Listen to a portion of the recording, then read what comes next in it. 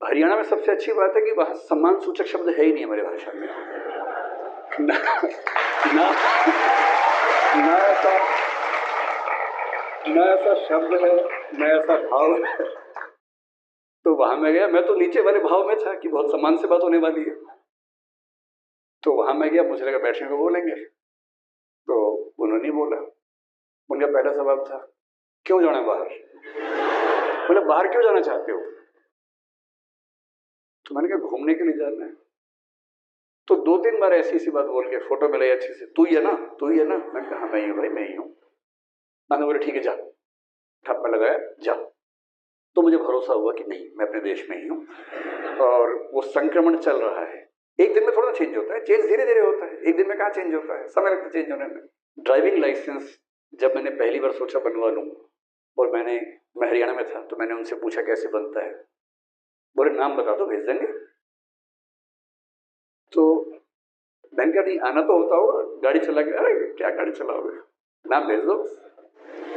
फिर पता लगा इतना ही नहीं है, आप देश में किसी भी जिले से बनवा सकते हैं यहाँ बैठे बैठे। बस आपको नाम बताना है और एक तय राशि देनी है, बन किया जाता है।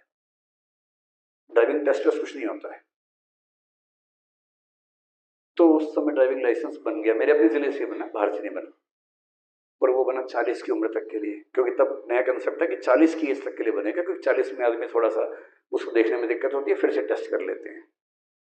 अब मैं दिल्ली का निवासी हो गया, तो मैं दिल्ली के ऑफिस में गया इसी भाव से कि जाना है, बन जाएगा। तो मैंने जाके लाइसेंस बनवाना है, तो पता लगा कि ऐसे नहीं बनता है, टेस्ट होता है। वो भी 2 टेस्ट होते हैं, एक होता है कंप्यूटर पे, एक होता है चला के दिखाना होता है। मुझे उम्मीद थी कि मैं वहां लाइन में खड़ा हूँ, कोई ना कोई साइड से आके बोलेगा मेरे टेस्ट की हो जाएगा, आ जाओ साइड में। पर कोई नहीं आया। टेस्ट की डेट आई। टेस्ट क्या है, कंप्यूटर पे आपको जाना, 10 क्वेश्चन आएंगे। क्वेश्चन भी क्या पूछते हैं, अगर ऐसा एरो है तो कहाँ मुड़ना है, इस तरह के सवाल पूछते हैं, मुश्किल सवाल नहीं पूछते। तो मुझे तो बच्चों वाला टेस्ट होगा। मैंने बाहर देखा, उसके 10-20 लोग वहां पर एक किताब को वैसे ही पढ़ रहे जैसे यूपीएससी के एग्जाम से पहले बच्चे पढ़ते हैं। मैं घबरा गया, मैंने कहा क्या टेस्ट है अंदर। एक छोटी सी बच्ची मेरे पास आई, बोली आपका पहला अटेम्प्ट है? तो मैंने पूछा इसमें भी अटेम्प्ट होते हैं क्या? बोली हाँ, मेरी मम्मी का 7वां है। और एक महिला थोड़ी दूर धार्मिक भाव से किताब पढ़ रही है, और साथ में वो धार्मिक कुछ कृत्य ऐसे ऐसे कर रही है कि हे भगवान इस पर करवा देना किसी तरह से। तो मुझे घबराहट हुई, क्या टेस्ट होता होगा। तो अंदर गए, अलग अलग कंप्यूटर है। मैं देख रहा था कि कहाँ खेल हो सकता है। कमरे में सीसीटीवी लगा हुआ है, तो वहां भी खेल नहीं हो सकता। हर कंप्यूटर के सामने कैमरा लगा हुआ है। आप जैसे कंप्यूटर पे जाएंगे, सबसे पहले आपकी फोटो आपको दिखेगी उस पर, तो तय हो गया कि आप ही बैठे हुए हैं। फिर क्वेश्चन आएंगे, 6 क्वेश्चन ठीक करने हैं लगभग 10 में से। जैसे 6 ठीक होंगे टेस्ट बंद हो जाता है, उसमें टॉप नहीं करना होता। मतलब अगर पहले 6 ठीक हो गए, 7वां आएगा ही नहीं, बोलेंगे हो गया आप जाओ। 7वें 8वें में 6 हो गए, तो उसमें आ गया कि आपका हो गया, जाओ। तो आसपास लोगों ने इस भाव से देखा, क्या बात है यार, आपका तो हो गया।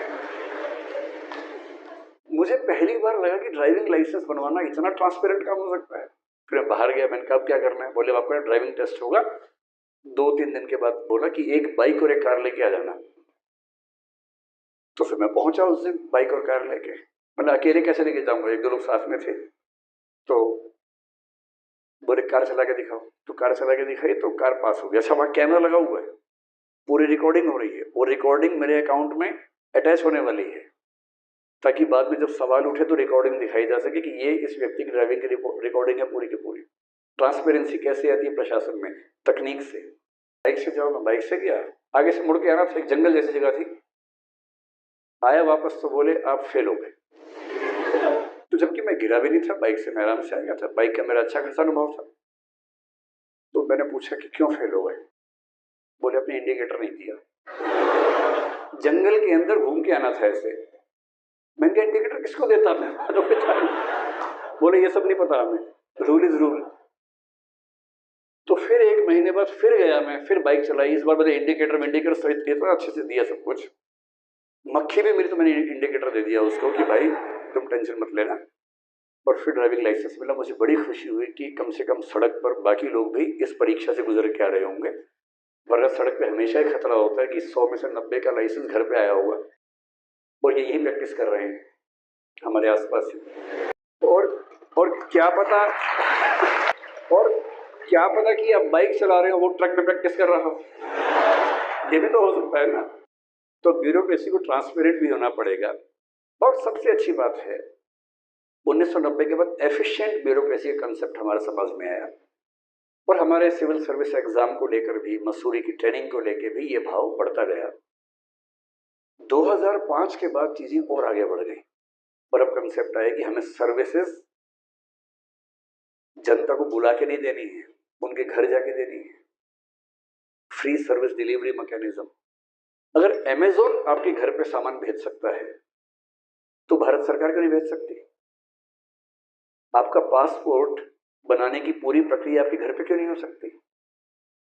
कुछ लोग आपके घर पे आके आपका अटेस्टेशन करके साइन करके क्यों नहीं जा सकते और पासपोर्ट बन के आपके घर पे क्यों नहीं आ सकता, अगर आप उसकी फीस पे करने को तैयार है तो। और जब सर्विस डिलीवरी मैकेनिज्म की बात आई तो राज्य से अपेक्षा हुई कि अब सरकारी नौकरी का मतलब लाट साहबी पूरी खत्म हो चुकी है। अब आपको एक एक व्यक्ति को दिखाना है कि हम कैसे बेस्ट सर्विसेज आपको प्रोवाइड कर सकते हैं। पिछले 5-7 साल में अगर आपने एक्सपीरियंस देखे हो, और इसमें मुख्य भूमिका किसकी है? तकनीक की भूमिका है। और इसलिए मैं कहता हूं कि आजकल जो ब्यूरोक्रेट्स चाहिए, अगर आप लोग जाना चाह रहे हैं, सबसे पहली शर्त एक कायदे का लोक सेवक होने की अब ये है कि आप तकनीक के साथ दोस्त हों, तकनीक के दुश्मन ना हो, तकनीक से दूर ना भागते हो। और तकनीक हमारी जिंदगी कितनी आसान करती है, इसके एग्जाम्पल्स आपने आसपास देखे होंगे आपने। यूपीएससी का रिजल्ट आज से 20 साल पहले जब आता था, हजारों लोग यूपीएससी के बाहर खड़े होते थे, दंगा हो जाता था उस समय। दीवार पे चिपका हुआ देखने के लिए दंगा हो जाता था, लोग फाड़ लेते थे उसको और एक के पीछे दौड़ रहे हैं, वो रिजल्ट लेके भाग गया। फिर साइबर कैफे का जमाना आया कि नेट पे आएगा, सब लोग अपने अपने घर के पड़ोस में साइबर कैफे में भीड़ लगाए खड़े हुए हैं। अब क्या जमाना है, अपने फोन पे पीडीएफ देख रहे हैं, खट से अपना नाम टाइप किया, सर्च किया, 1 सेकंड में रिजल्ट सामने आता है। अब कहीं नहीं जाना है। ये ई गवर्नेंस है। ई गवर्नेंस चीजों को कितना आसान कर देती है, इसका एक एग्जाम्पल है।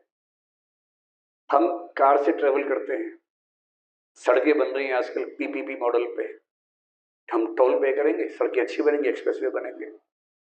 टोल है तो टैक्स देना पड़ेगा, टोल टैक्स के जो प्लाजा है वहां पर 2 घंटे की लाइन है।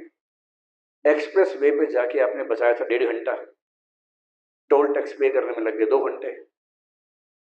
तो सरकार ने फिर एक कंसेप्ट सोचा, फास्टैग, कि हर गाड़ी पर फास्टैग होना जरूरी है। थोड़ी सुविधा हो गई, 1.5 घंटे के बदले कहीं कहीं 1 मिनट, कहीं आधा मिनट, कहीं कहीं 10 मिनट 15 मिनट हो गए। आप जाएंगे, गाड़ी पे फास्टैग है, स्कैनर है, स्कैन करेगा, खट से दरवाजा खुलेगा, आप जाएंगे, पैसा आपके अकाउंट से कट गया है, अलग से नहीं देना है आप। अब जो आने वाला है, नितिन गडकरी ने कुछ दिन पहले घोषणा की कि मुश्किल से 6 महीने बाद ये मुंबई वाले एक्सप्रेसवे में शायद पहली बार आने वाला है, टोल प्लाजा भी नहीं होंगे। जितनी जगह से आप सड़क पर चढ़ते हैं वहां पर उन्होंने सेंसर्स लगा रखे हैं, सिर्फ रुकना रुकना नहीं है आपको, सैटेलाइट से कनेक्टेड है। आप उस सड़क पे चढ़े, आपकी गाड़ी पर बस एक स्टिकर लगा हुआ है जिसको सेंस कर लिया, और जहां से आप उतरे वहां भी एक सेंसर है। इन दोनों जगहों के बीच में जितना डिस्टेंस, जितना अमाउंट है आपके बैंक अकाउंट से कटा, आपको मैसेज आ गया, बात 1 सेकंड भी वेट नहीं करना है। ये होता है जब राज्य आपको बेहतर सर्विसेज देने का प्रयास करता है। हमारे वर्तमान प्रधानमंत्री की अच्छी बात है कि वो तकनीक के बड़े दीवाने हैं और चाहते हैं कि तकनीक की मदद से सेवा। मैंने हाल में एक एग्जाम्पल देखा, डिजी लॉकर आया तो मैंने तो बहुत अच्छी इच्छा नहीं थी कि मैं उसका इस्तेमाल करूं, क्योंकि मैं विद्यार्थी नहीं हूं, जरूरत नहीं पड़ती। पर एक बार मेरे घर के लोगों ने किया तो मैंने भी कर लिया, डिजी लॉकर बना लिया, उसमें मेरे सर्टिफिकेट्स आ गए। अब 3-4 महीने पहले एयरपोर्ट्स पे देखा कि बहुत लंबी लाइनें हैं, कैसे पार करें। तो हमारे एक सहयोगी ने मुझे बताया कि एक नई स्कीम आई, डिजी यात्रा। तो मुझे नए नए नाम सुन के ना घबराहट होती रहती है कि एक और स्कीम आ गई, ये भी स्कीम है, कैसे इसको मैनेज करेंगे। जब उसने लक्षण बताया तो मैंने उसको डाउनलोड किया, डिजी यात्रा को। डिजी यात्रा क्या है? डोमेस्टिक एयरपोर्ट्स के बीच में ट्रेवल करने के लिए एक स्कीम है। जैसे डिजी यात्रा पर मैं गया, उसने मुझसे पूछा कि आप डिजी लॉकर पे हैं, मैंने कहा हूं। जैसे कि वहां से मेरा आधार कार्ड फेच कर लिया अपने आप, मुझे ये भी नहीं करना पड़ा। तो डिजी यात्रा पर मैं रजिस्टर्ड हूं कि मेरा ये नाम है, मेरा ये आधार कार्ड नंबर है। अब करना क्या है, जैसे मैं किसी फ्लाइट से जा रहा हूं, मैंने 3-4 बार प्रयोग किया पिछले 2 महीने में।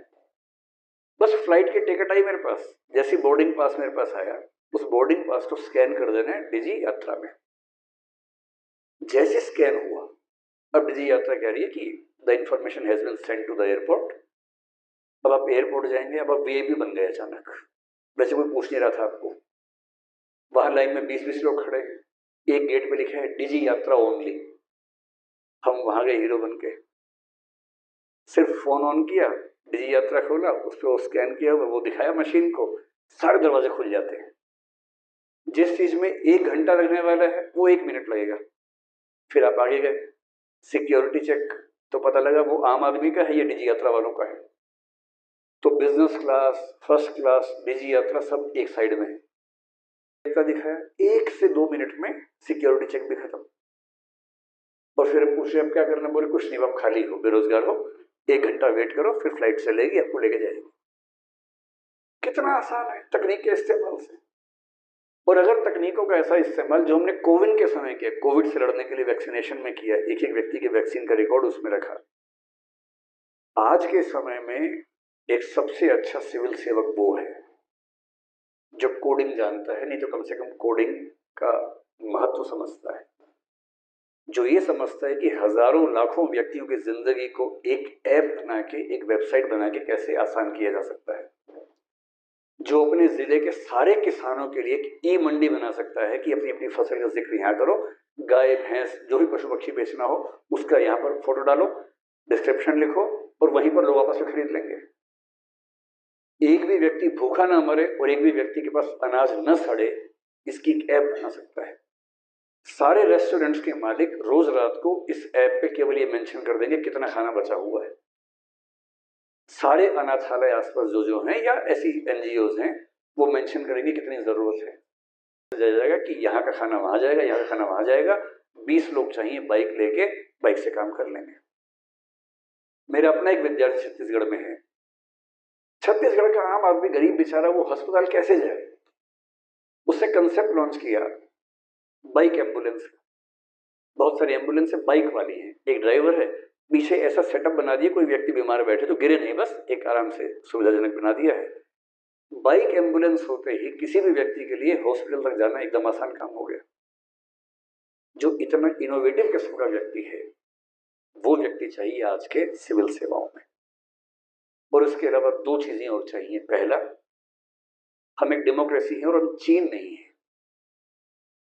चीन खुद को लोकतंत्र कहता है, बोलता है कि हम सिंगल पार्टी डेमोक्रेसी है। कितना मजेदार शब्द है, सिंगल पार्टी डेमोक्रेसी।